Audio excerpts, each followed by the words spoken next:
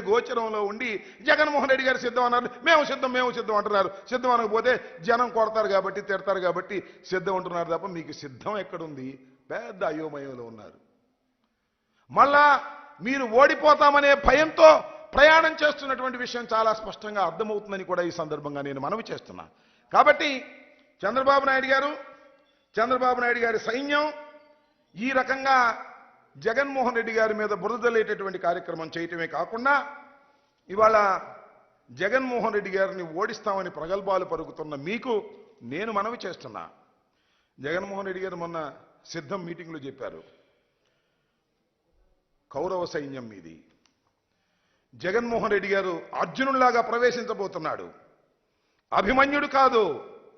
ఎంతమంది వచ్చినా, ఎంత సైన్యం వచ్చినా అంత సైన్యాన్ని జయించి పద్మవ్యూహాన్ని కూడా ఛేదించి మళ్ళా తిరిగి ఈ ఆంధ్రప్రదేశ్లో వైఎస్ఆర్ కాంగ్రెస్ పార్టీ జెండాని ఎగురవేయడానికి సిద్ధంగా ఉన్నటువంటి వ్యక్తి జగన్మోహన్ రెడ్డిని మనవి చేస్తున్న కారణం ఒక్కటే, 5 సంవత్సరాలు చిత్తశుద్ధిగా పరిపాలన చేశాం.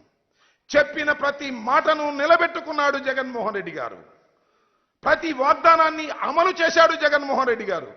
మేనిఫెస్టోని పట్టుకొని తీసి ఒక్కొక్క పాయింట్ని టిక్ చేసుకుంటూ పరిపాలన చేసినటువంటి గొప్ప ముఖ్యమంత్రి జగన్మోహన్ రెడ్డి గారు. మేనిఫెస్టోని దగా చేసి తగలేసిన దౌర్భాగ్యులు మీరు. ప్రజలు చూస్తున్నారు, గమనిస్తున్నారు. ప్రజలకంత తెలుసు. ఓట్లు వేసేటప్పుడు ప్రజలు దాన్ని ఆలోచించి ఓటు వేస్తారు. జగన్మోహన్ రెడ్డి గారు లాంటి ఒక గొప్ప నాయకుణ్ణి పోగొట్టుకోవడానికి సిద్ధంగా లేరు.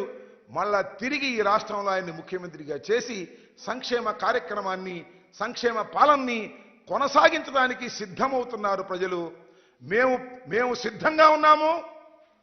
ప్రజలు ఫ్యాను గుర్తుకు వేయడానికి సిద్ధంగా ఉన్నారు. జగన్మోహన్ రెడ్డి గారు 2,52,000 కోట్ల రూపాయలు నొక్కి నొక్కి బటన్ ఉన్నాడు. ప్రజలు మళ్ళా ఎన్నికలు వచ్చినప్పుడు ఫ్యాను గుర్తు మీద 2 సార్లు నొక్కి రుణం తీర్చుకోవడానికి వారు సిద్ధంగా ఉన్నారు. జగన్మోహన్ రెడ్డి గారు సిద్ధంగా ఉన్నారు. మధ్యలో దిష్టి బొమ్మల్లాగా మీరు మధ్యన నిలబడి ఉన్నారు. మీరు సిద్ధంగా ఉన్నారు. త్వరలోనే ప్యాకేజ్ తీసుకుని ప్యాకప్ అయిపోయి వెళ్ళిపోవడానికి సిద్ధంగా ఉన్నారని ఈ సందర్భంగా మీ ద్వారా వారికి చెప్పదలుచుకున్నానని మనవి చేస్తున్నాను. ఓకే,